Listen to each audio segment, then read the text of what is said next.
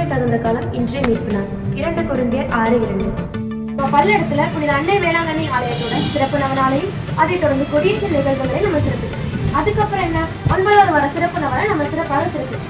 அப்புறம் என்னன்னா நம்ம அன்னையோட தேர் திருவிழாவை தான். அதை எப்படி சிறப்பிக்கிறோம், யார் சிறப்பிக்கிறோம் அப்படின்னு வாங்க பார்க்கலாமா? சிறப்புரையாற்ற வராங்க. இருமா நான் சொல்றேன்.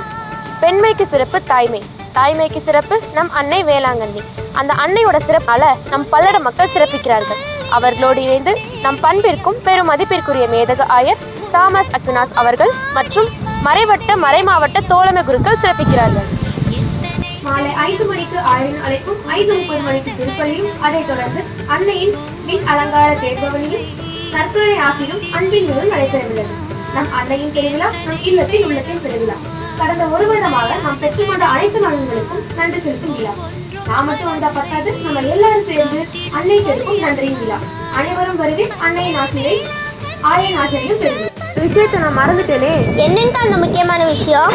அது என்னன்னா, ஆயர் அவர்களின் சந்திப்பும் குடும்பமாக பெற்றோர்கள் பிள்ளைகள்லாம் இறைவார்த்தை சொல்றாங்கல்ல, அவர்களுக்கு ஆயரின் கையில் ஒரு சிறிய பரிசும் வழங்குவார்கள்.